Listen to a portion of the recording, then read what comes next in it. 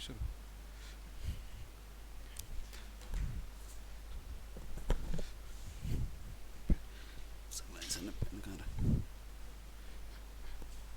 तो good morning class. उम्मीद करता हूँ आप लोग अच्छे होंगे, अच्छे के साथ साथ स्वस्थ होंगे और मस्त होंगे। वीडियो की तैयारी आपकी बड़ी ज़ोरों पे चल रही होगी। जो भी ऑनलाइन में जो लोग दिख रहे हैं, एक बार हाजिरी ज़रूर लगा दीजिएगा। मेरा आप लोग के बीच उत्तराखंड ज्योग्राफी में टॉपिक चल रहा था आपका, उत्तराखंड की जनजातियाँ। जनजातियों में मैं थारू करा चुका था, थारू के साथ साथ बोक्शा कराया था, बोक्शा के साथ साथ मैंने राजी जनजाति, 3 जनजाति में करा चुका था। क्योंकि उत्तराखंड में मैंने पहले ही बता चुका हूँ, उत्तराखंड में टोटल कितनी जनजातियाँ हैं? 5 जनजातियाँ थी, ठीक है। 5 जनजाति थी, 5 में से 3 हो गया। आज जो हमारा टॉपिक आएगा वो आएगा जौनसारी जनजाति। देख लेना, जौनसारी जनजाति।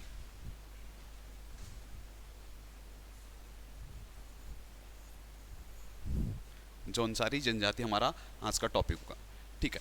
जौनसारी जनजाति पहले देखना, जौनसार, जौनसार क्षेत्र, जौनसार भाबर आप सभी लोग परिचित हैं अच्छे से। जौनसार पड़ता हमारा देहरादून में। देहरादून का ये चक्राता कालसी वाला क्षेत्र जौनसारी जनजाति का एक आवास निवास स्थान माना जाता है, ठीक है। सबसे पहला आ जाओ जौनसार।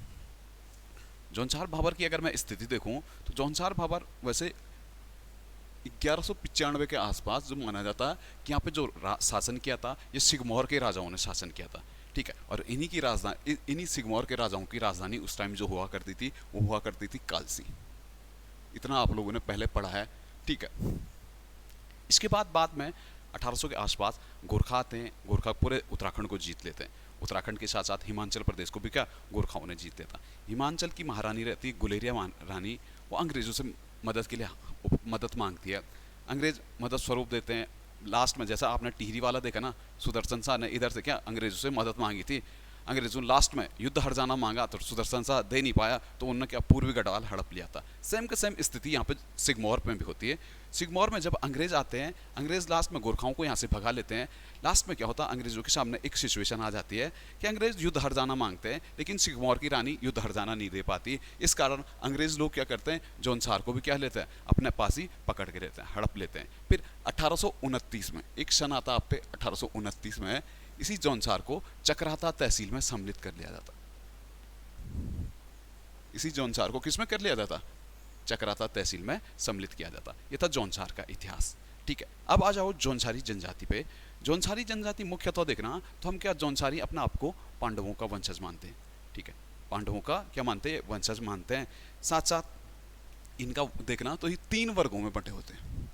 कोई भी समाज देखना भारत में, अगर किसी भी समाज में देखना, समाज में आपको अलग अलग वर्ग मिलते हैं, ठीक। आप गढ़वाल जाइए, आप कुमाऊँ जाइए, चाहे आप कहीं भी किसी भी बॉर्डर डिस्ट्रिक्ट में जाइए, तो आपको समाज का विभाजन मिलेगा। वैसे ही जौनसार में जाऊंगा तो जौनसार में मेरे को 3 प्रकार का समाज का विभाजन मिलता है, ठीक है। 3 प्रकार से इन्होंने समाज को तोड़ा। इन्हीं 3 प्रकारों में मुझे बात करनी है, ठीक है। पहले होते हैं खसास। खसास से समझते आप क्या होता है? पहले आते हैं जौनसार में एक खसास वर्ग होता है। खसास वे वर्ग होता जो अपने आप को राजपूत मानते हैं। राजपूत या ब्राह्मण जो लोग होते हैं वो किसके अंतर्गत आते हैं, खसास के वर्ग। दूसरा वर्ग जौनसार में आता है कारीगर। कौन सा वर्ग, कारीगर। कारीगर वे लोग होते हैं जो या तो बढ़ई का काम शुरू कर देते हैं, लोहार का काम शुरू कर देते हैं, या सुनार का जो काम शुरू कर देते हैं, उन लोगों को किस नाम से जाना जाता है, कारीगर के नाम से। और तीसरा जो निम्नतम तबका आता है, जो समाज का इनका सबसे छोटा तबका है, वो होता है हरिजन। हरिजन, हरिजन में वे लोग आते हैं जो किससे, जो क्या क्या काम करते हैं हमारे। या जौनसारी जनजाति में आपने एक दयनीय स्थिति देखी है। आपने एक शब्द सुना वहां पे, कोल्टा, सुना है? कोल्टा शब्द सुना आपने कभी? जौनसार में आप पढ़ोगे तो एक कोल्टा, कोल्टा उपजाति पड़ती है। कभी क्वेश्चन का फॉर्मेट आयोग आप पे चेंज करके दे सकता है। आयोग वहाँ पे आपसे पूछ सकता है कि कोल्टा किस जनजाति संबंधित है, तो आपका आंसर वहाँ पे बनेगा कोल्टा जौनसारियों की एक उपजाति है, जिसकी समाज में स्थिति कैसी है, बड़ी दयनीय स्थिति है। एक तो बहुत निम्नतम तबका है, आय के स्रोत कुछ नहीं है, इतना निम्न है, इतनी स्थिति दयनीय है कि यहाँ के बीच में एक चीज़ आया था, यहाँ की महिलाएं वैश्यवृत्ति में बढ़ गई थी आगे, ठीक है। इसी चीज़ में के कारण यहाँ पे एक समिति बनी थी, कोल्टा जांच समिति। सुना आपने, कभी पढ़ा हो कोल्टा जांच समिति के बारे में? कोल्टा जांच समिति बनी थी 1956 में, जिसने अपनी रिपोर्ट दी थी 1960 में। उसी के बाद से जौनसार क्षेत्र में लगातार कोल्टाओं की स्थिति सुधारने पे काम चल रहा है। तो ये थे 3 वर्ग, खसास जिसमें हमारे राजपूत आएंगे, ब्राह्मण आएंगे, समाज का उच्चतम तबका भी हम इसे कह सकते हैं, ठीक है। फिर बीच का तबका आएगा हमारा कारीगर, जो लोग लोहार या सुनार का काम करते हैं। फिर हमारा आएगा हरिजन समाज का निम्नतम तबका। इन्हीं में निम्नतम तबके में 2 प्रकार के लोग हम देखेंगे, एक हम डोम कह देते हैं और दूसरा हम कोल्टा कह देते हैं, ठीक है। ये थी जौनसार की स्थिति। अब आ जाओ जौनसार में जो इनकी सामाजिक स्थिति, या पहले इनके मकान देख लेना। आपने जौनसारी जनजाति में मकान देखे होंगे, अपने बड़े अच्छे हनोल का मंदिर देखा, चाहे कुछ भी देखा, तो मुख्यतः इनके जो आवास स्थान होते हैं वो किसके बने होते हैं? लकड़ी के होते हैं। कई लोग 1 मंजिला होते हैं, कई 2 मंजिला, 3 मंजिला, 4 मंजिला ऐसे होते हैं, क्योंकि इनका परिवार कैसा होता है? संयुक्त परिवार। ये एक ही परिवार में रहने पे विश्वास करते हैं। ठीक इसी के उल्टा मैंने बताया था कि इसका बोक्साओं का परिवार कैसा होता है? उनमें परिवार में विच्छेद पाया जाता है। जैसे जौनसार में तो ऐसा होता है पूरा परिवार एक साथ रहेगा, तभी तो जौनसार में कभी शादियां देखना बड़ी भीड़ भाड़ रहती है जौनसारी शादियों में। उस हिसाब से गढ़वाल में आप देखो या कुमाऊं में देखो तो शादियों में उतनी भीड़ भाड़ नहीं होती है। बोक्सा जनजाति में तो इसका उल्टा होता है। जैसे परिवार में शादी होती ना, जैसे आप लोग की भी कभी शादी होगी, तो बोक्सा जनजाति में इसका क्या होगा? बोक्सा जैसे शादी होगी आपको परिवार से अलग कर दिया जाएगा, आप अलग ही रहो अपनी बीवी के साथ, तुम परिवार से सीधा क्या अलग हो जाते हैं। लेकिन जौनसारी जनजाति में ऐसा नहीं चलता है। यहाँ पे क्या संयुक्त परिवार प्रथा हम पे पाई जाती है, ठीक है। अगला देखना, जौनसारियों में जो आएगी विवाह। पहले विवाह ही करा देते हैं जौनसारियों का। विवाह के भी यहाँ पे 3 प्रकार पाए जाते हैं, ठीक है। विवाह के भी क्या कह देते हैं? 3 प्रकार। वैसे जौनसार में विवाह को जो कहा जाता है वो जजोड़ा कहा जाता है। किस नाम से जाना जाता है? जजोड़ा। जजोड़ा मतलब जो भगवान द्वारा जो जोड़ा बनाया जाता है उसे ही जजोड़ा कहते हैं। जौनसारी स्थान में जजोड़ा किसको कहते हैं? शादी को कहते हैं। और शादियों के इनके 3 प्रकार पाए जाते हैं। शादियों के कितने प्रकार पाए जाते हैं? 3 प्रकार पाए जाते हैं। सबसे ज्यादा चर्चाओं में जो रहता है वो बाज दिया रहता है।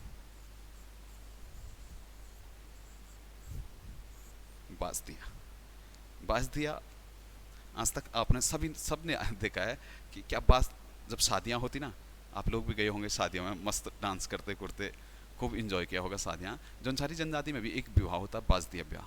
ये थोड़ा उल्टा टाइप का है।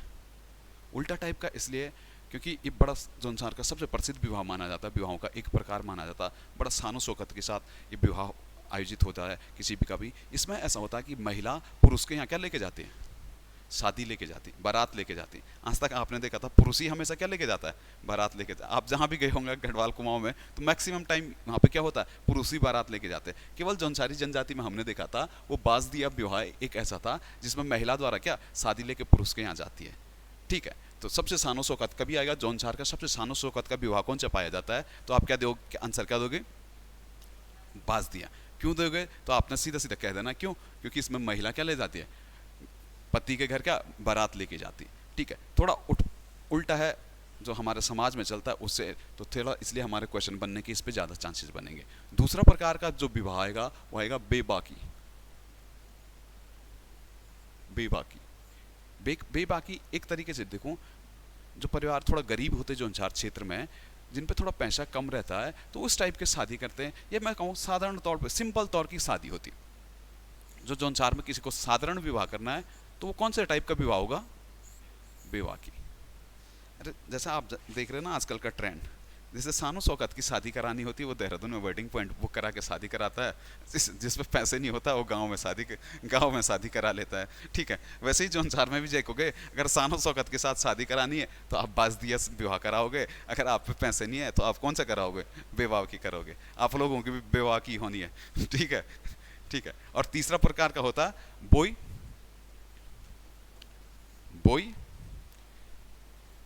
दे दी की। वही दे दी की तीसरा प्रकार का विवाह होता है, ठीक है। ये भी विवाह का एक मध्यम प्रकार का एक विवाह होता है, ठीक है।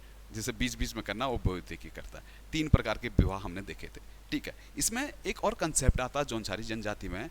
आज तक हम महिलाओं को जैसे पहले और बाद में कभी नहीं पुकारते। मैंने कहीं किसी भी जनजाति में मैंने महिलाओं के बारे में नहीं कहा था। ठीक है, स्थिति बताई थी महिलाओं की। इसमें थोड़ा एक एग्जामिनर यहाँ पे थोड़ा एक चीज़ और पूछता आपसे कि विवाह से पूर्व जौनसारी जनजाति की महिलाओं को किस नाम से जाना जाता है, या विवाह के पश्चात किस नाम से जाना जाता है, ये वाला कंसेप्ट थोड़ा ज़्यादा आता है। ठीक है, विवाह से पूर्व जो होती है स्त्रियों को किस, जो हमारी युवतियाँ होती है उसे किस नाम से जाना जाता है विवाह से पूर्व?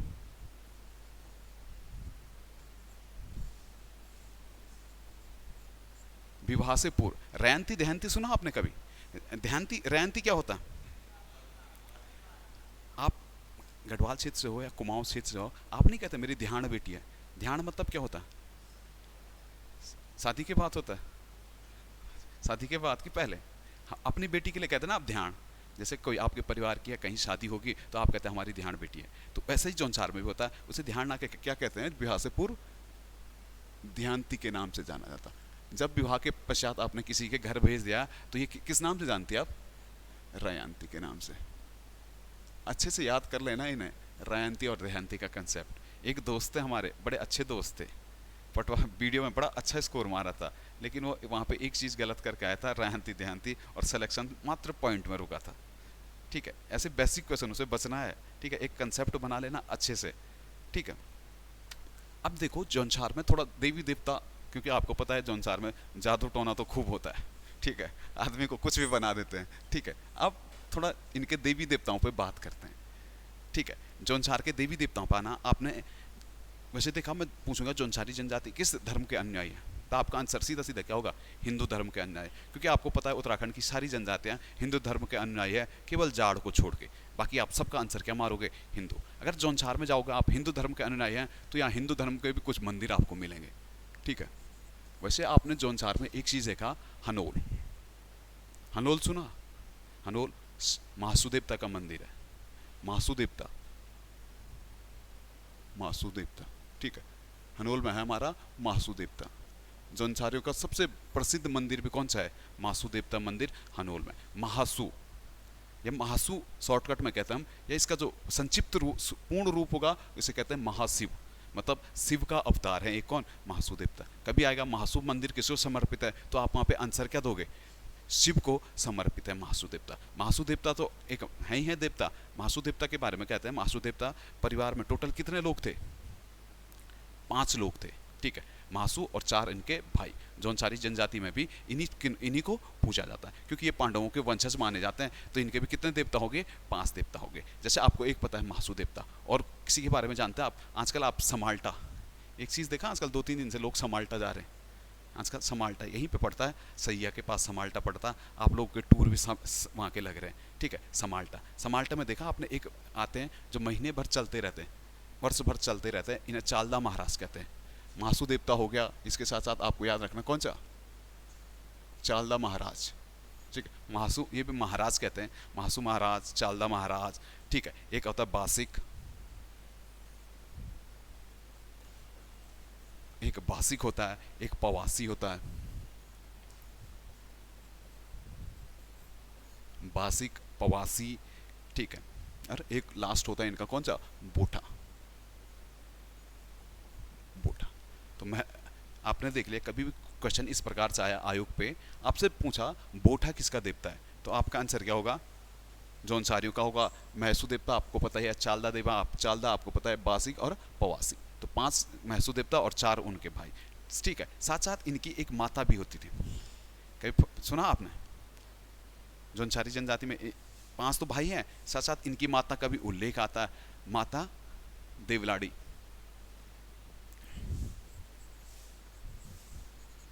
माता देवलाड़ी, तो इनके ये मंदिर होते हैं।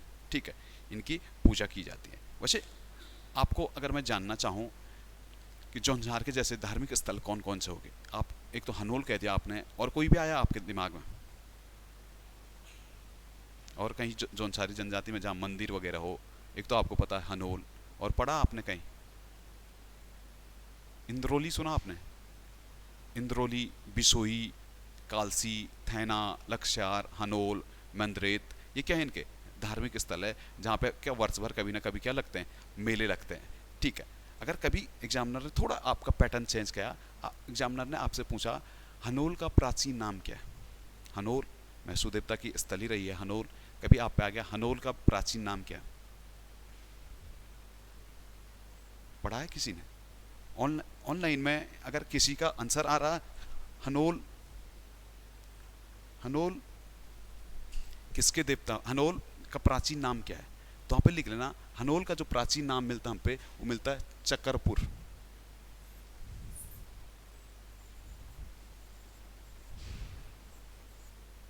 लिख लेना, ऑनलाइन ऑफलाइन जो भी आप लोग हैं, चकरपुर के नाम से इसे जाना जाता है। अगर हनोल की स्थिति देखूं मैं तो किस नदी के किनारे,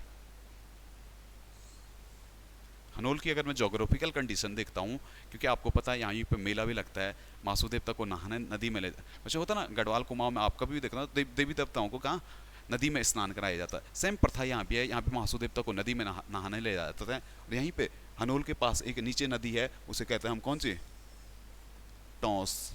ठीक है, कभी भी आएगा हनोल मंदिर कहाँ कहाँ स्थित है, तो आप क्या मारोगे, टॉस नदी के किनारे। ठीक है, अब मंदिर है तो इसी मंदिर पे थोड़ा और चर्चा कर लेते हैं। मंदिर, आपने मंदिरों की शैली पढ़ी है क्या? कभी आपने हनोल मंदिर की शैली पढ़ी? हनोल मंदिर किस शैली का है? कौन सी शैली? कत्यूरी शैली। कत्यूरी तो केवल गढ़वाल से, गढ़वाल कुमाऊं में कत्यूरी शैली, तो कत्यूरी लोगों ने बना। उत्तराखंड शैली पढ़ा है आपने कभी? हनोल मंदिर आया भी था आपके पुराने एग्जाम में एक चक्कर, बहुत पहले, कनिसा एक 2018 में है, कविता आया था। हनोल मंदिर जो हमारा हूण शैली का, कौन सी शैली में? हूण शैली। ये यमुना प्रसाद, ये यामुन शैली कहते हैं हम, क्या शैली कहते से? यामुन शैली। हनोल मंदिर जो होता है या तो हूण शैली, या इसे ही क्या क्या नाम दिया जाता है, यामुन शैली के नाम से इसे जाना जाता है। ठीक है, अब आ जाओ जौनसारियों की वेशभूषा। वेशभूषा बड़ी अलग है, बड़ी विचित्र है जौनसारियों की। जौनसारी जनजाति एक ऐसी जनजाति है जिसने अपनी सामाजिक जो हमारी वेशभूषा थी, संस्कृति को बचा के रखा। सबसे ज़्यादा संस्कृति का संरक्षण अभी उत्तराखंड में देखोगे ना, तो आप जौनसार में देखोगे, वहाँ की संस्कृति एकदम विचित्र तो है, साथ साथ उन्होंने उसका अच्छा संरक्षण किया। और वेशभूषा उनकी थोड़ा सबसे अलग है। वेशभूषा, जौनसारी की वेशभूषा आपने देखा तो महिलाएं ज़्यादातर क्या पहनती हैं? जैसे आप यहाँ लहंगा कहते हैं ना, उसे वो किस नाम से जानते हैं? लहंगा कहते हैं, क्या कहते हैं?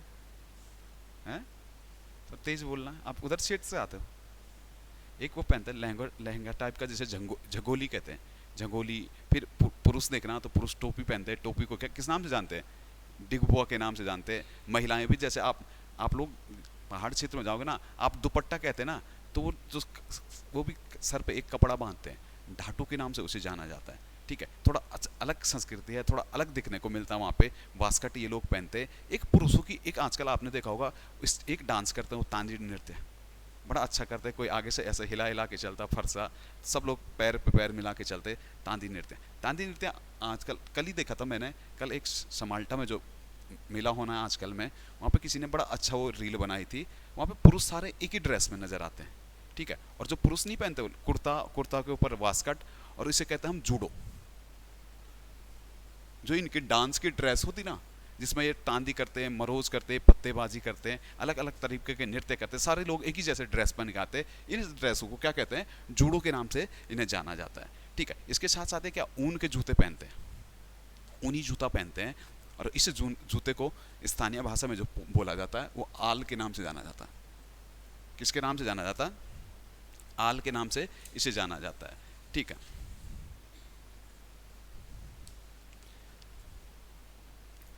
अब आ जाओ, जब देख ही रहे हैं, जब आप नृत्य ही देख रहे हैं कि डांस, डांस तो जौनसारी बड़ा अच्छा करते हैं।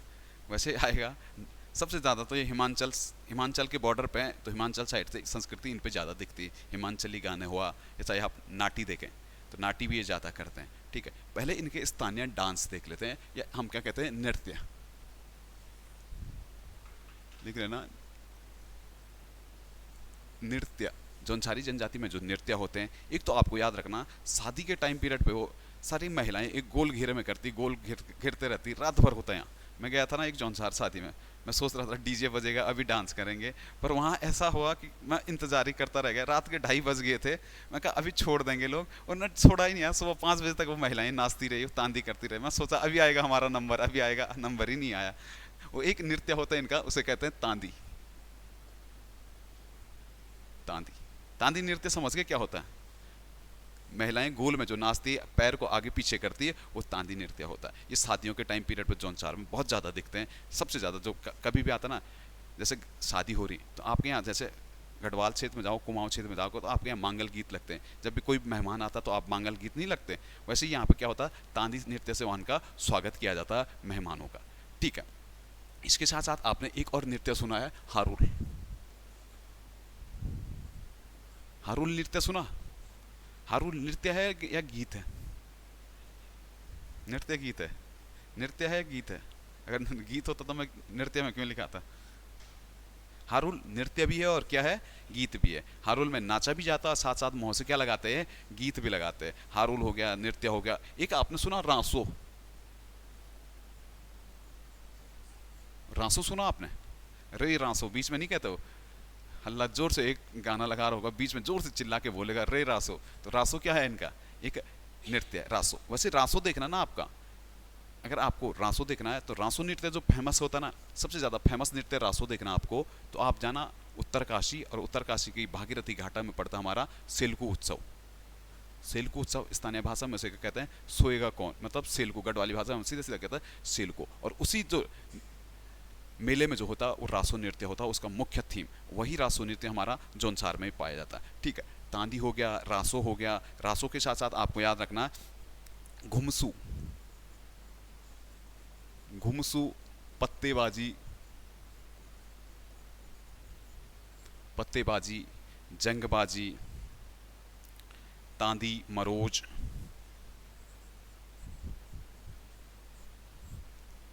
तांदी मरोज।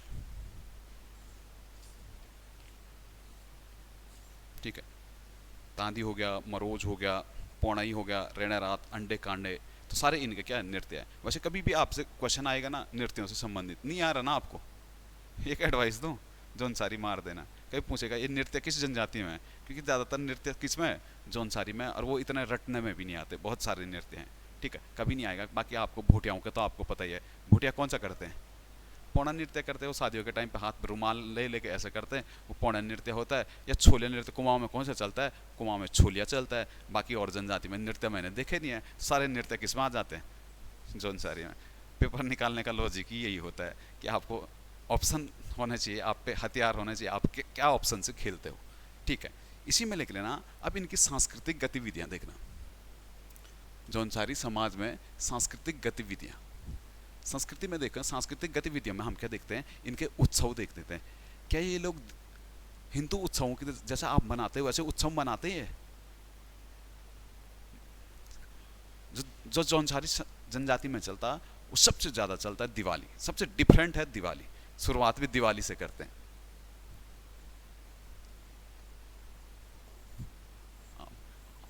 आप लोग भी दिवाली मनाते हैं, खूब पटाखे फोड़ते हैं, लोगों को सोने नहीं देते। वैसे जौनसार में थोड़ा इसका उलट होता है।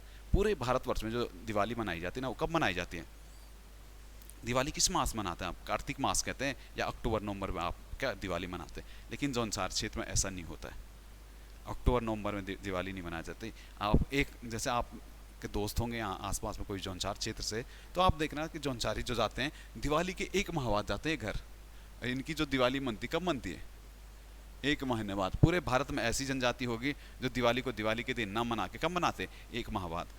उत्तराखंड में मैंने दो प्रकार देखा दिवाली पे, दो टाइप के लोग देखे। एक जौनसारी देखा मैंने जो दिवाली को एक माह बाद मनाते हैं, और एक वो देखा थारू जो दिवाली को किस रूप में मनाते हैं, शोक के रूप में मनाते हैं। दो अपवाद दिवाली पे उत्तराखंड में मिलते हैं आप लोगों को। ठीक है, दिवाली को एक माह बाद मनाने की अलग अलग सूचनाएं हैं, अलग अलग किंवदंतियां हैं, अलग अलग विद्वानों का अलग अलग महीना। कई लोग कहते हैं कि सूचना क्या पहुंची, लेट पहुंची। कई लोग इसका सटीक फैक्ट देते हैं कि उस टाइम क्यों नहीं मनाई जाती दिवाली, क्योंकि उस टाइम उनके काम काज हुए रहते हैं, काम काज ज़्यादा होते हैं। ये पूरा अक्टूबर में जब काम काज निपटाने के बाद अपना आराम से क्या मनाते हैं, दिवाली मनाते हैं। और इस दिवाली को ये स्थानीय भाषा में किस नाम से जानते हैं,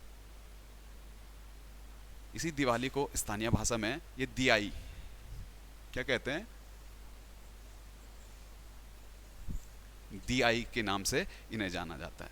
ठीक है, फिर आपने एक और देखा होगा इनमें दशहरा। दशहरा क्यों मनाते हैं आप लोग, रावण का वध हुआ था। ठीक है, दशहरा आप लोग भी मनाते हैं, दशहरा ये लोग भी मनाते हैं। दशहरा दशहरा को ये किस विशेष रूप से जानते हैं? पंचाई। दशहरे को किस नाम से जानते हैं? कभी भी आएगा जौनसारी समाज में जब दशहरे को स्थानीय भाषा में किस नाम से जाना जाता है, तो वहाँ पर आपको याद रखना किस भाषा में, पंचाई के नाम से दशहरा को जाना जाता है। पंचाई या पाइता के नाम से इसे भी जानते हैं। ठीक है, पंचाई या पाइता, सॉरी पाइता तो उसे कहेंगे यार विजयदशमी को, सॉरी लिख लेना। पंचाई के नाम से जाना जाता है दशहरी को, और विजयदशमी वहाँ पे एक और लिख देना, विजयदशमी को किस नाम से जाना जाता है? पाइता। विजयदशमी को स्थानीय भाषा में पाइता के नाम से जाना जाता है। ठीक है, अब आना एक त्योहार आपने और सुना होगा, मरोच। मरोच सुना कि जौनसारू में एक त्योहार मनाया जाता है मरोच। जब भी आप कभी आप कोई जौनसारी नेता होगा उसने मरोज की शुभकामनाएं देना ना, तो एक बकरा लगा देता सामने। तो मरोज से आप क्या समझते हैं? जैसा आप गढ़वाल में जाते ना मसाण पूछते ना, बकरा लेके जाते ना, वैसे ही वहाँ भी क्या होता है, मरोज। मरोज मतलब उस दिन क्या काटे जाते हैं? बकरे की पूजा की जाती है। बकरे जो साल भर से आपने बकरा पाला होगा ना, उस दिन बकरा काटा जाता है और पूरे गांव में क्या दी जाती है, उसकी पार्टी दी जाती है। उस टाइम पे जौनसार क्षेत्र में ऐसा होता कि लोग इतना मीट, जनजाति क्षेत्र और वहाँ मीट ना होता ऐसा नहीं हो सकता, बहुत ज़्यादा मीट का प्रचलन होता है। जैसे शादियों में जाओगे तो वहाँ दुनिया भर के बकरे कटते हैं, जो उनकी बहनें होते हैं बहनें भी बकरे लेकर आती है। जैसा हमारे यहाँ होता है, हमारे यहाँ इतना नहीं होता नॉन वेज का कल्चर, लेकिन वहाँ ज़्यादा ही है, वहाँ बकरे पे बकरे कटते हैं। ठीक है, उसी एक क्रम में लिख देना मरोज। मरोज, मरोज त्योहार के बारे में जो मिलता है कि मरोज त्योहार क्यों मनाया जाता है। ठीक है, तो इसमें एक कहानी है, कहानी भी बड़ी सटीक है।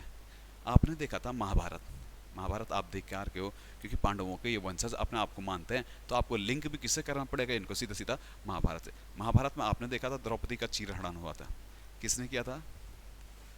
दुशासन ने किया था। तो वहीं पे द्रौपदी प्रतिज्ञा लेती है, जब तक मैं दुशासन का वध नहीं हो जाता, दुशासन के खून से अपने बाल ना धो लूँ, तब तक मैं क्या नहीं करूँगी, सर नहीं बांधूंगी, कहती ना। तो वहीं पे वहीं से मान्यता है कि मरोज जो अनुसार में माना जाता है, ये बकरा माना जाता है। इस बकरे को किस रूप में माना जाता है? दुशासन रूपी बकरा माना जाता है। और उसी के बाद क्या होता है, द्रौपदी ने इसे अपने बाल धोए थे, इसी के बाद क्या यहाँ पे मरोज मनाने की प्रक्रिया क्या हो जाती है, शुरू हो जाती है। ठीक है, कभी आएगा मरोज उत्सव का संबंध किससे है, तो आप लिंक कर लेना, किससे? दुशासन रूपी इसे क्या माना जाता है, बकरा माना जाता है, क्योंकि द्रौपदी ने वहाँ पे क्या ली थी, शपथ ली थी कि जब तक ये मरेगा नहीं तब तक हम क्या नहीं करेंगे, बाल नहीं बांधूंगी। ठीक है, मरोज। एक आपने जोनसार में एक चीज आजकल आपने सुना, क्योंकि एक पर्व को राजकीय पर्व का दर्जा दे दिया गया। 2022 में जोनसार का एक पर्व राजकीय मेला घोषित किया गया है। आप लोग को पुलिस पे या कहीं शायद कहीं पे आपको क्वेश्चन दिखा था, कौन सा मेला था वो? जागड़ा मेला। आप लोग लिंक नहीं कर रहे रे, लिख लेना जागड़ा मेला, इंपॉर्टेंट करके लिख देना, जागड़ा, जागड़ा मेला। जो मैंने बताया जोनसार के सबसे बड़ा देवता है महाशिव के नाम से इन्हें जानता है, महासु देवता। महासु देवता का ये क्या होता है, जन्म उत्सव होता है। महासु देवता का जन्म उत्सव के रूप में इसे जागड़े को मनाया जाता है। जागड़ा देखे तो मुख्यतः भाद्र मास, किसमें, भादो का महीना होता है ना गढ़वाल में, उस भाद्र मास में आपका जागड़ा पर्व मनाया जाता है। जागड़ा पर्व में क्या किया जाता है, महासु देवता को कहाँ, नदी में स्नान किया जाता है। नदी भी कौन, तो आपने देखा कि हमारा जो हनोल है किस नदी के किनारे है, टॉन्स के किनारे है, तो नीचे टॉन्स में जाके महासु देवता को स्नान कराया जाता है। बाद में जब महासु देवता अपने मुख्य प्रांगण में आते तो वहीं पे मेला लगता है। किस मेले के, उसे किस नाम से जानते हैं, जागड़ा मेले के नाम से जानते हैं। और इस बार 2022 में यहाँ पे सतपाल महाराज गए थे, और सतपाल महाराज ने जागड़ा मेले को किस रूप में घोषित कर दिया, राजकीय मेला। राजकीय मेला कभी आएगा, राजकीय मेला कौन घोषित करता है, हमारी राज्य सरकारें ही क्या करेगी, राजकीय मेले को घोषित करेंगे। जैसे आपने अभी देखा ना, दो मेलों को राजकीय मेला का दर्जा दिया गया, एक जौनसार में आपने जागड़ा देखा और एक कुमाऊं में देखा आपने, कौन सा? पत्थर फेंके जाते एक साइड से दूसरी साइड, देवधुरा, देवधुरा का मेला। ठीक है, देवधुरा मेला, दो मेलों को क्या मिला है, राजकीय मेला का दर्जा मिला है। एक आ जाना आंशिकल में जौनसारियों ने एक और त्योहार मनाया है, उसे कहते हो विशु। विशु पर्व सुना आपने, विशु, कौन सा पर्व, विशु। विषु या आप अपने से लिंक कर रहे हो तो आप इसे बैसाखी कहते हो। ठीक है, विषु या इसमें लिख लेना बैसाखी पर्व।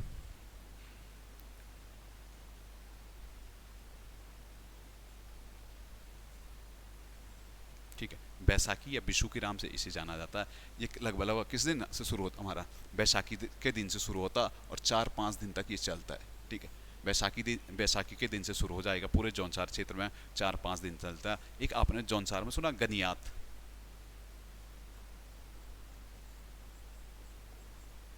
गनियात शब्द सुना आपने, सुना होगा, परीक्षा वाणी में खूब पढ़ा होगा, रिवीजन भी खूब किया होगा, मैं सोच रहा गनियात क्या होता है। जैसे आ गया जौनसारी क्षेत्र में, गनियात किसे कहते हैं, मेलों को, स्थानीय मेलों को किस नाम से जानते हैं, गनियात के नाम से जाना जाता है। विषु होता बैसाखी के दिन शुरू होता और गनियात के मेले पे क्या हो जाता है, ये खत्म हो जाता है। जैसे आपने उत्तराखंड में देखा ना, उत्तराखंड में 2 चीज़ देखा आपने, एक देखा आपने थौल, एक आपने देखा कौथिक। थौल और कौथिक में समझते हो क्या चीज़, क्या फर्क है। कौथिक को मेला कहते हैं, कौथिक मेले होते हैं, थौल भी तो मेले होते होंगे। तो उत्तराखंड में शशि बलूनी कहती है कि उत्तराखंड में जो कौथिक और मेलों में जो फर्क बताया जाता है, जो कौथिक होते हैं वो गांव के आसपास होते हैं, और जो थौल होते हैं वो कहाँ पे होते हैं, नदी के किनारे होते हैं। ठीक है, जहाँ पे नदी में देवता को स्नान किया जाता है उसे थौल कहते, थौल के नाम से जाना जाता है। जबकि जो कौथिक होंगे वो कहाँ पे, ग्राम के आसपास में होते। तभी तो आपने एक मेला देखा था 2 साल बाद लगा अभी उत्तरकाशी में, बड़ी भीड़ थी उस मेले में। आपके एग्जाम में सबसे ज़्यादा चांस है उसके आने के, वो था बाड़ा हाथ का थौलू। बाड़ा हाथ का थौलू या किस नाम से जाना जाता है इसे, दूसरा नाम क्या है इसका, माघ मेला। 2 साल बाद मनाया गया और सबसे ज़्यादा भीड़ थी आपके एग्जाम में करंट, क्योंकि यूपीएससी क्वेश्चन डाल रहा है और वहाँ से आपसे सबसे ज़्यादा क्या पूछा जा रहा है, करंट अफेयर। वो हिस्ट्री भी करंट अफेयर से, आर्ट एंड कल्चर भी करंट अफेयर, जो करंट में जो ज़्यादा चीज़ें आई वहीं से आपको पटक दे रहा है, आप पे जो सबसे ज़्यादा चीज़ें होगी। ठीक है, वहाँ पे माघ मेला लगा था, बड़ी भीड़ थी उस माघ मेले में इस बार, क्योंकि लॉकडाउन के बाद पहली बार वो मेला लगा था। ठीक है,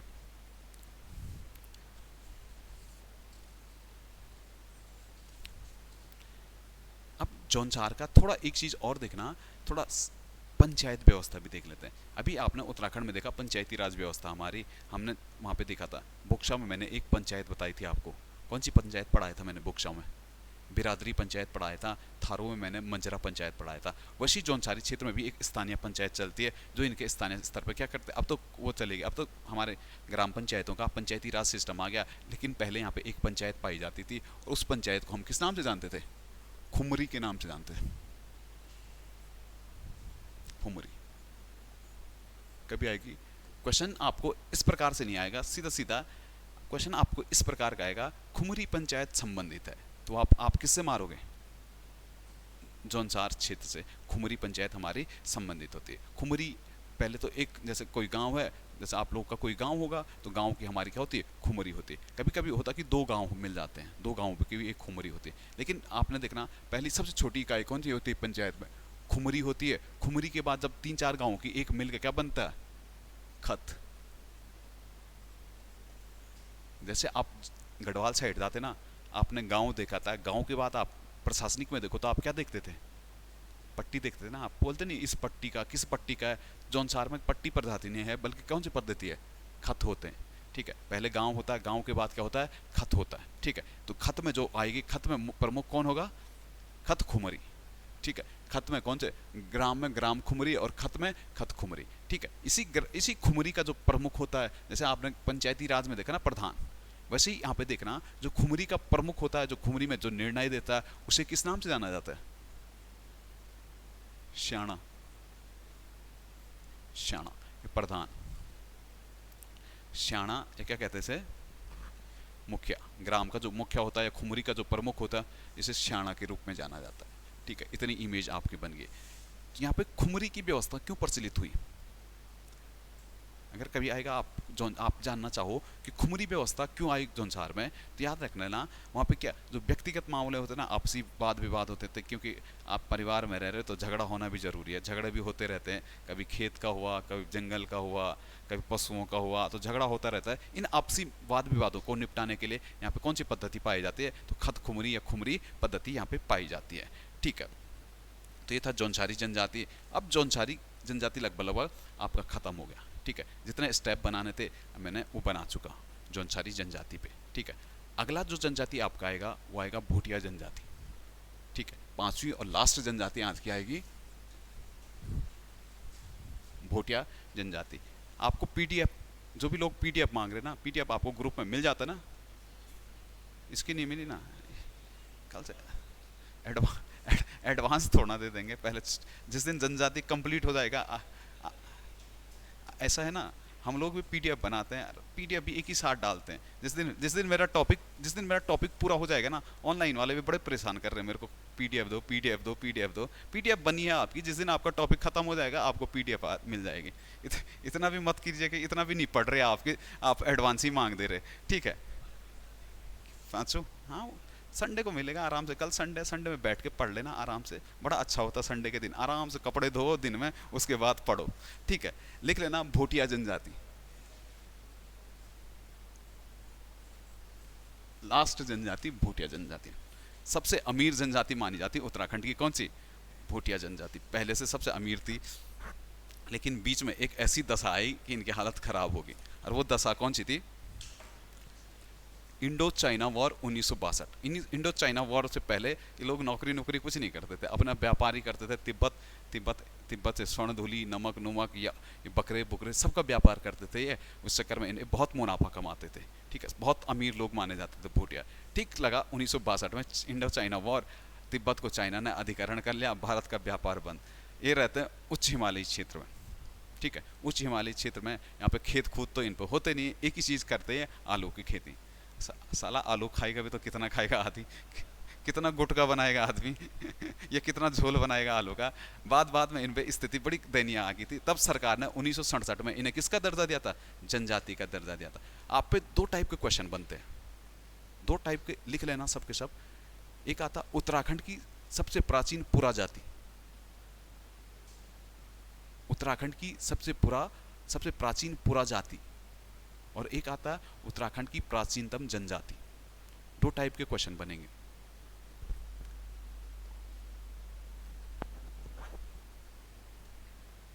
पूरा जनजाति या आदिम जनजाति कहते हैं।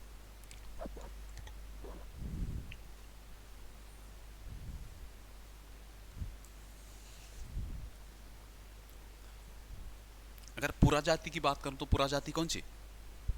सबसे प्राचीन पूरा जाति, प्राचीन जनजाति कहते हैं आप उसे, कहते हैं आप कोल।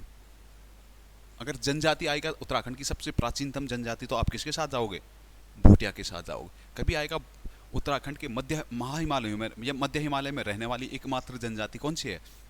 वहाँ पे आपका आंसर क्या होगा? भूटिया जनजाति। भूटिया जनजाति के बारे में देखो तो भूटिया व्यापार करते किससे? तिब्बत से ये व्यापार करते हैं। तो आपको पता तिब्बत से उत्तराखंड के कितने जिले लगे हैं, या आप उन्हें बॉर्डर डिस्ट्रिक्ट कह देते हैं। तिब्बत से हमारे कौन कौन से जिले लगे हैं? 3 जिले लगे हैं, क्योंकि हमारा 1960 में इन्हीं बॉर्डर डिस्ट्रिक्ट की गठन होता है। ठीक है, चमोली, उत्तरकाशी और पिथौरागढ़।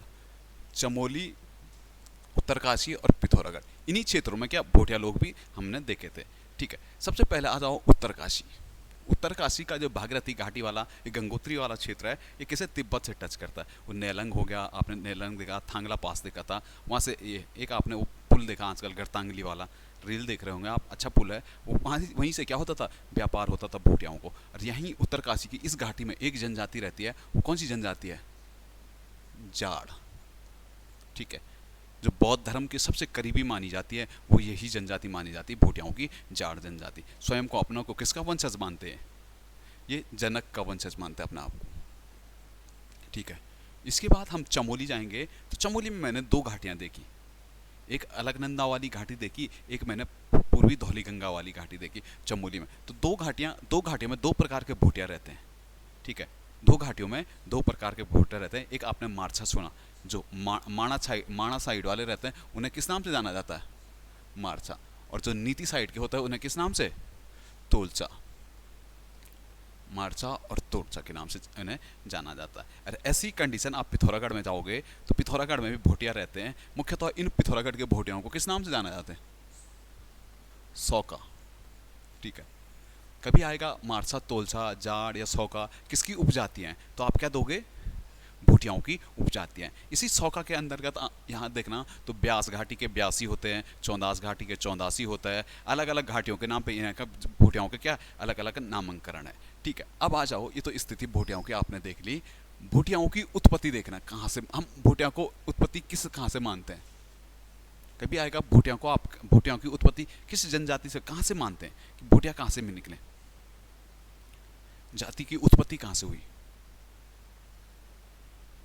मंगोलाइड होते हैं या तिब्बती होते हैं या ऑस्ट्रेलियन होते हैं या काकेकस होते हैं। ये जो भूटिया मानी जाती है ये एक मिश्रित प्रजाति मानी जाती है। किसकी, एक तो मंगोलाइट, मंगोलाइट आपको पता है मंगोल चाइना के पास में, वो छोटी हाइट वाले, वो छोटे आंखों वाले, ठीक है चाइना वाले, तो आप समझ सकते हैं। भूटिया, भूटिया भी देखा आपने कितना छोटी आंखों वाले, छोटी हाइट वाले होते हैं। एक तो प्रकार कौन से दिखते हैं इसका, मंगोलाइड,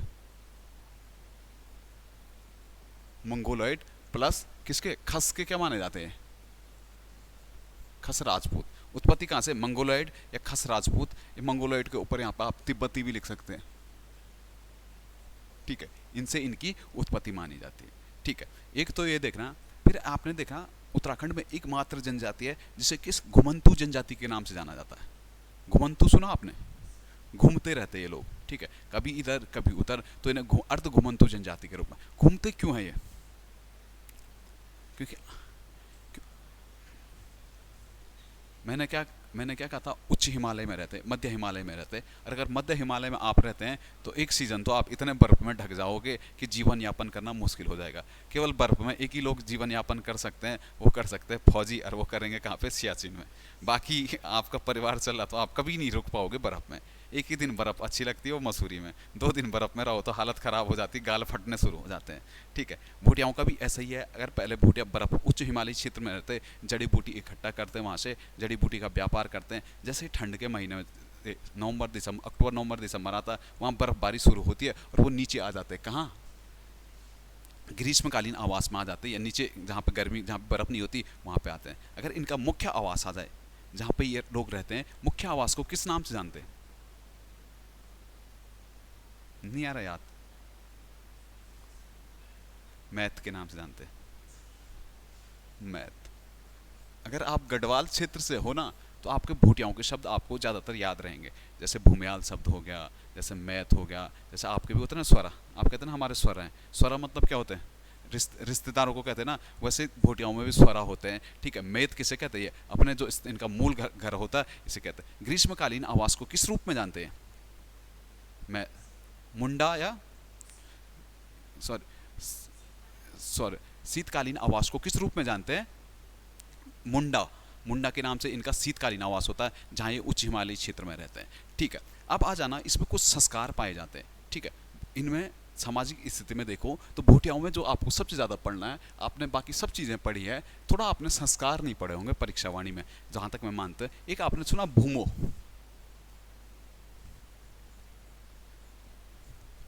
एक होता भूमो। भूमो से आप समझते हैं, भूमो संस्कार, कभी आएगा भूमो संस्कार। अगर कभी आप पे ना एग्जामिनर आपसे कुछ पूछना चाह रहा है, एक ट्रिक बताऊं मैं आपको, पेपर निकालना है तो आपको देखना, कभी एग्जामिनर आपसे क्वेश्चन पूछ रहा है और वो खान पान से संबंधित कुछ प्रथा पूछ रहा है या समाज से कुछ प्रथा पूछ रहा है, तो मैं सीधा एक एडवाइस दूंगा, भूटिया मार देना। और भूटिया भी कहाँ के, पिथौरागढ़ के भूटिया मारना। बाकी तो आपको सब जगह की पद्धतियाँ पता है, वहाँ की पद्धतियाँ आप नहीं मार पाओगे।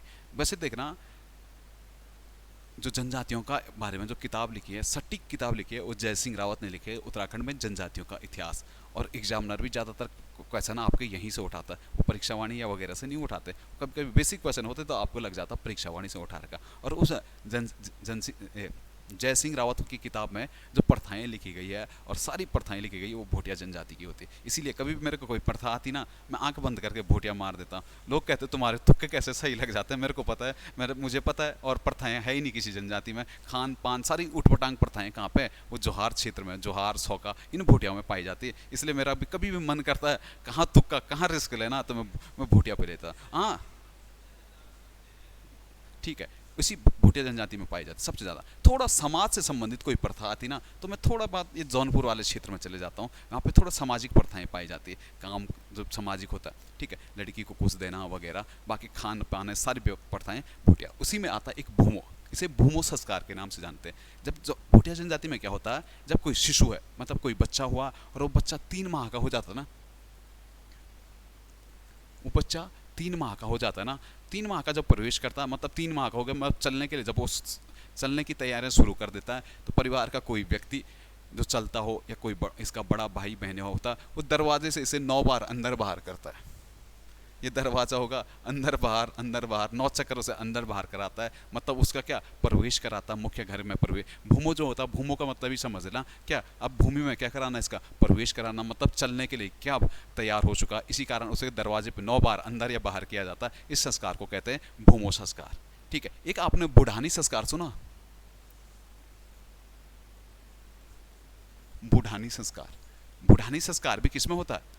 भूटिया जनजाति में बुढ़ानी संस्कार भी पाया जाता है। बुढ़ानी, बुढ़ानी मतलब सीधा तोड़ दो, बुढ़ानी मतलब बूढ़ा। बुढ़ानी मतलब क्या होता है? जब आदमी बूढ़ा हो जाता था, इसे बुढ़ानी संस्कार के रूप में जानते हैं। भूटिया जनजाति में जैसे आप लोग हैं, आपको पता ही चला होगा आपका 20 वर्ष के हो गए, लेकिन भूटिया जनजाति में पता लग जाता कि 20 वर्ष का कब हुआ आदमी, क्योंकि 20 वर्ष पूर्ण होने पर कौन सा बुढ़ानी संस्कार होता है। क्यों संस्कार होता है? क्योंकि इसे लग जाता है भूटिया जनजाति को, जो 20 साल का जब बच्चा हो गया तो वो अब क्या जिम्मेदारी उठाने वाला हो जाता है। इसी कारण कौन सी संस्कार किया जाता है? बुढ़ानी संस्कार किया जाता है। ठीक है, इसके साथ साथ भूटिया जनजाति में थोड़ा विवाह पद्धति पे आना। आपने भूटियाओं के विवाह देखे? विवाह के 2 प्रकार देखा। जो विवाह में जो बात करनी मेरे को, एक तो होता है यहाँ पे तत्सम, तत्सम और दमोला। तत्सम और दमोला 2 प्रकार के विवाह यहाँ पे पाए जाते हैं। ठीक है, तत्सम विवाह पे मैं बात करूंगा। तो तत्सम विवाह कैसा, जो नॉर्मली आपके यहाँ चलता है, क्या वर वधु के घर क्या लेकर जाता है? बारात लेके जाता है। तत्सम विवाह में तो मुख्य तो सीधा सीधा। ठीक है, थोड़ा एक विवाह और मिलता है, सरोल विवाह। सरोल विवाह भी किससे संबंधित है? भूटियाओं से ही संबंधित पड़ता हमारा सरोल। दमोला विवाह इनमें थोड़ा वो मिलता, थोड़ा चेंजेस मिलते हैं। दमोला विवाह, दमोला विवाह में क्या होता है कि इसमें जो बारात तो जाती है, लेकिन बारात में कौन नहीं जाता है? दूल्हा नहीं जाता है। जब दूल्हा ही नहीं जा रहा तो बारात क्यों चलेगी, ये समझ में नहीं आता। दूल्हा नहीं जाता, घर वाले जाते बारात दूल्हे के घर वाले दुल्हन को लेके कहाँ जाते? घर आ जाते बिना दूल्हे के। क्या हो जाती है? शादी हो जाती है। इसीलिए इस शादी को क्या कहते हैं? दमोला शादी के नाम से जाना जाता है। ठीक है, थोड़ा उठपटांग है लेकिन बढ़िया है। शादी की प्रथा है, सभी जनजाति में अपनी अपनी एक प्रथाएं होती है, तो बढ़िया है। ठीक है, जब शादी हो रही है तो तलाक भी होंगे ही होंगे, शादी हो रही तो झगड़े तो होंगे ही होंगे। ठीक है, तलाक के भी यहाँ पे होते हैं। तलाक जो होता है भूटिया जनजाति में, तलाक को ये कहते हैं धागा काटना। क्या कहते हैं? कोई आपको भूटिया जनजाति का कोई कह रहा कि मैंने आज धागा काट दिया, तो समझ जाना क्या हो गया? तलाक हो जाना। यहाँ तो ब्रेकअप होते हैं, वहाँ क्या होता है? धागा काटना होता है। ठीक है, लिख लेना। शादी को क्या कह देते हैं? तलाक को होता है धागा काटना कहते हैं। 3 या 5 धागों को काट के क्या किया जाता है? यहाँ पे शादी का विच्छेद किया जाता है। ठीक है, इसके साथ साथ देखना, तो शादी हो रही है तो शादी में तो दारू तो होगी होगी, डांस भी होगा ही होगा। जब दारू है तो डांस भी होगा ही। ये लोग जनजाति क्षेत्र है, तो जनजाति क्षेत्र में आपको पता ही है दारू बनाने की अनुमति होती है। ठीक है, सरकार भी इसमें इंटरफेयर नहीं करते, इसलिए इनमें दारू का प्रचलन भी है। एक दारू चलती है यहाँ पे, किस नाम से? छंग। गेहूं की बनती है छंग। ठीक है, स्थानीय शराब जो होती है छंग या कच्ची के नाम से इसे जाना जाता है। आप उत्तराखंड में जाओ तो कच्ची कहते हैं, लेकिन भूटिया जनजाति में इसे छंग के नाम से जाना जाता है। ठीक है, इसके साथ साथ ये डांस करते हैं, और डांस जब करेंगे शादी में, एक इनका स्पेशल डांस होता है। और वो डांस कौन सा होता है? पौना, पौना नृत्य के रूप में उस डांस को यहाँ पे जाना जाता है। ठीक है, अब देखना, पहले एक चीज थोड़ा मिस कर दी मैंने, शादी बात में करानी थी, पहले शादी ढूंढने की प्रथा बतानी थी मुझे। लड़की कैसे ढूंढी जाती थी? आपने एक रंग बंग प्रथा सुनी? ये प्रथा कराना भूल गए मैं आप लोगों के लिए।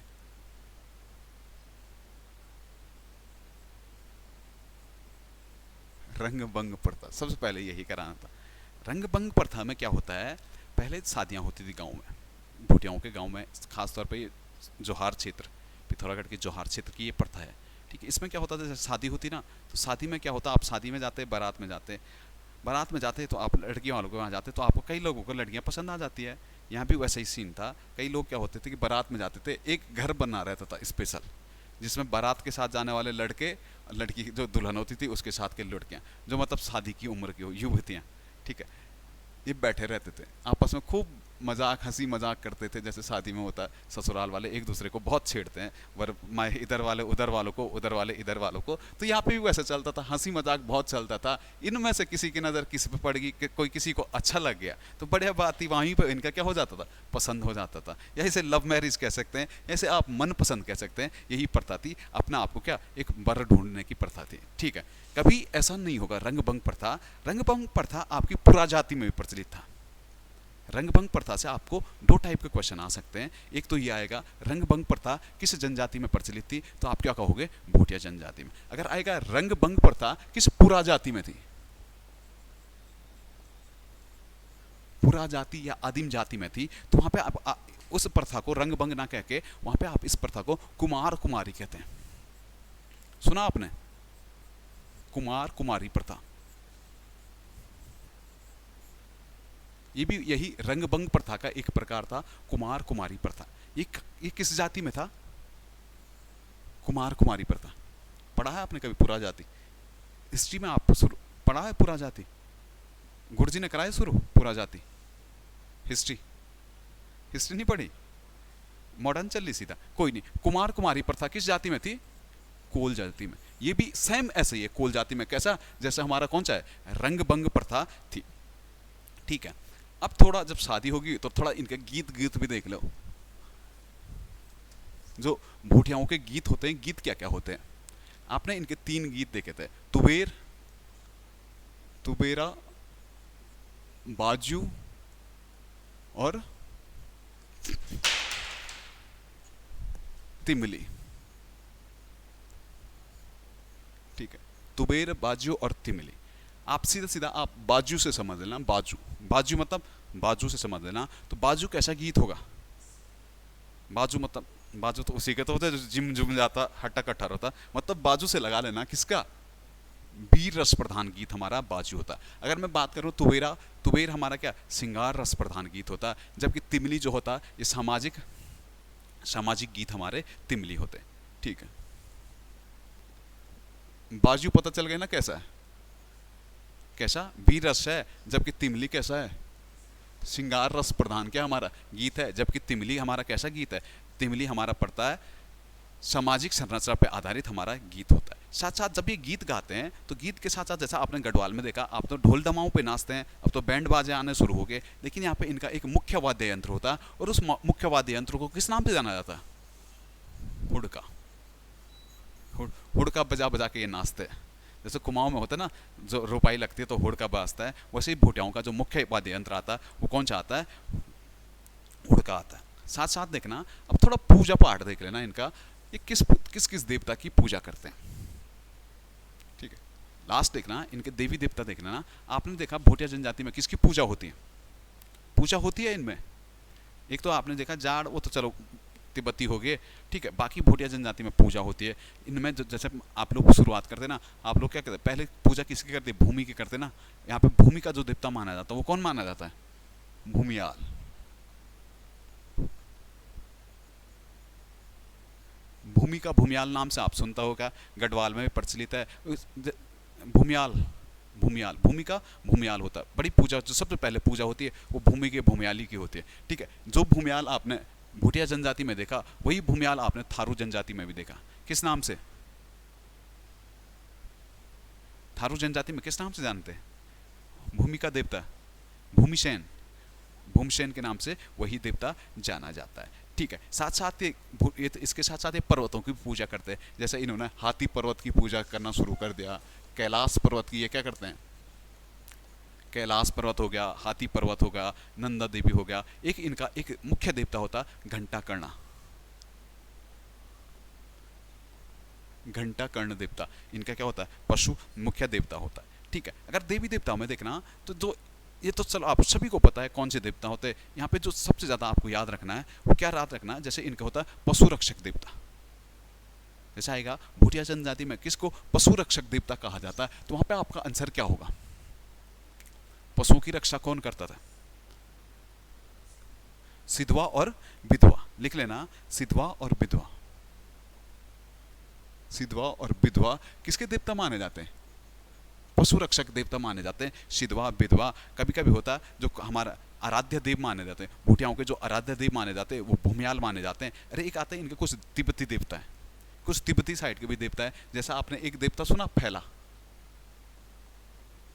फैला जो विपत्ति के समय जो विपत्ति से बचाता, वो कौन सा देवता है? फैला, फैला। और एक आता घुरमा, घुरमा सुना आपने? कभी आएगा भोटिया जनजाति में वर्षा का देवता किसे माना जाता है? तो वहां पे आपका आंसर क्या होगा? घुरमा।